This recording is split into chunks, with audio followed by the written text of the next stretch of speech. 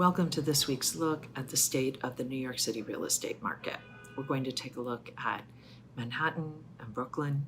We're also going to take a look at the luxury market, meaning properties that are priced at $4 million and above. I'm Julianne Bond, and I'm a residential real estate broker in New York City, where for over 20 years I have helped buyers and sellers successfully navigate the often turbulent waters of New York City real estate. Each week, I bring you the latest news on the New York City market. I do it to keep you informed, whether you are actively in the market, thinking about entering the market, or maybe you're just curious about what goes on here. Let's talk about what happened in the Manhattan luxury market for the week of October 4th to October 10th. Well, wow is the way to start this report. There were 46 contracts signed. That was more than double the week before. It's also the biggest total since the week of April 19th to 25th, when 56 contracts were signed. That is the highest total of the year so far. Condos outsold co-ops, we're used to hearing that, 32 to 7, and there were 7 townhouses in the mix. Usually we only have about 4. We usually average about 4 townhouses. This week we have 7. I mean, wow, 46 contracts, luxury contracts, $4 million and above. Wow. So let's get to the fun stuff. The number one contract that was signed for last week was 27 West 11th Street in the heart of Greenwich Village. It was asking $29.995 million. The seller purchased this 5-story, 25-foot wide Greek Revival house for $26 million in July of 2016. It has approximately 9,000 square feet, including 7 bedrooms, 10 bathrooms, an elevator, 4 wood-burning fireplaces, 3 gas fireplaces, a large landscape garden, 2 terraces, and a roof deck. The house has very high-end finishes in the kitchen and the bathrooms. The floors have radiant heat and an 18-zone central air conditioning system. And here's a fun fact. The annual real estate taxes for this property are over $140,000 a year. So, wow, that is quite a contract. The number 2 contract was a condo, penthouse, one at 455 West 19th Street. So that would be in Chelsea. It was asking $22.75 million. It was reduced from $25 million when it was listed in November of 2019. This is a penthouse triplex. It is, as I mentioned, a condo. It has almost 3,800 square feet of living space, including 4 bedrooms, 3 bathrooms, 2 powder rooms, and outdoor space that totals a little over 1,300 square feet. The bottom floor has a living room with a fireplace and 21-foot ceilings. It has a kitchen, a balcony, it has a master suite. The middle floor has 3 bedrooms, 2 bathrooms, and a laundry room. And the top floor has a large planted terrace with, get ready, a swimming pool. Amenities in this new 10-unit boutique condo include a 24-hour doorman, storage, and a bike room. So this is not a building that is so much about the amenities, but it's very, sounds like special in other ways. Let's take a look at the stats for what happened last week.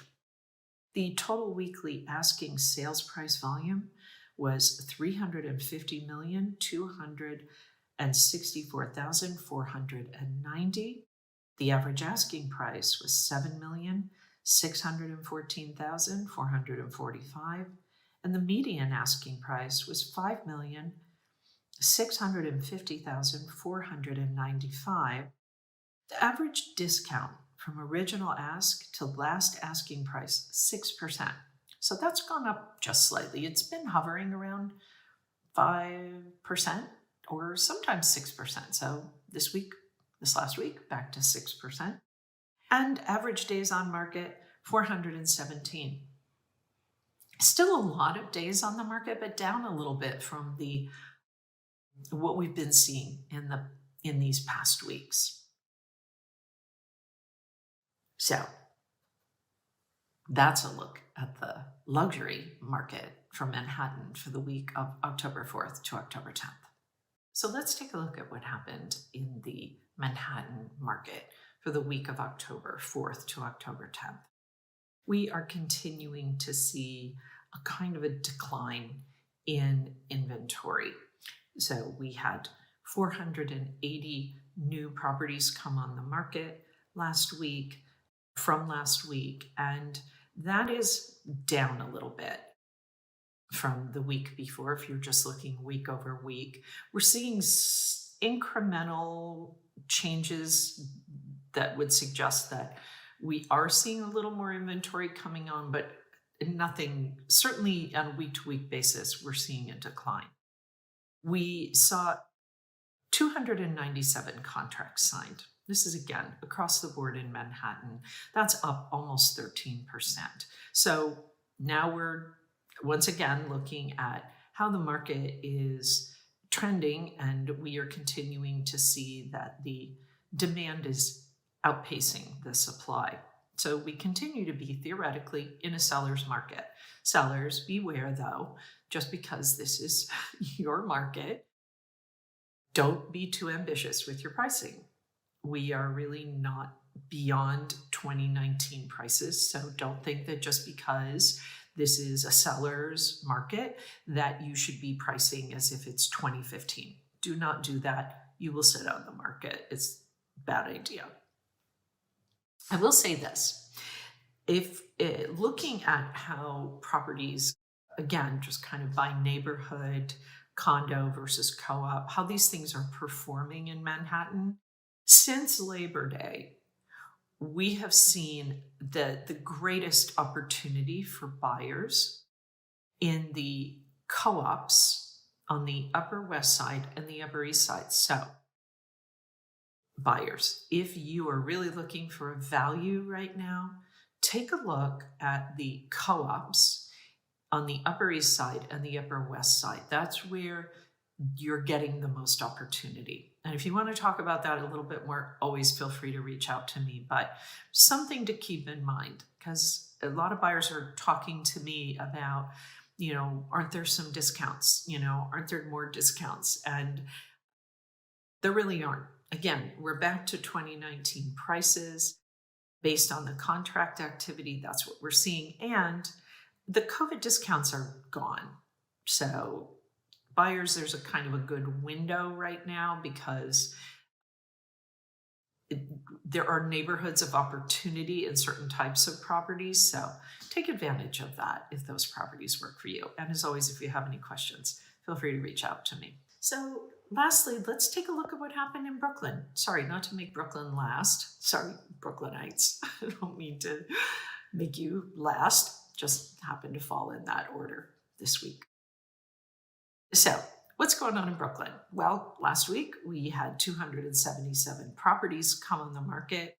That's down about, almost 5%. So again, like Manhattan, we're seeing not a lot of inventory coming to market.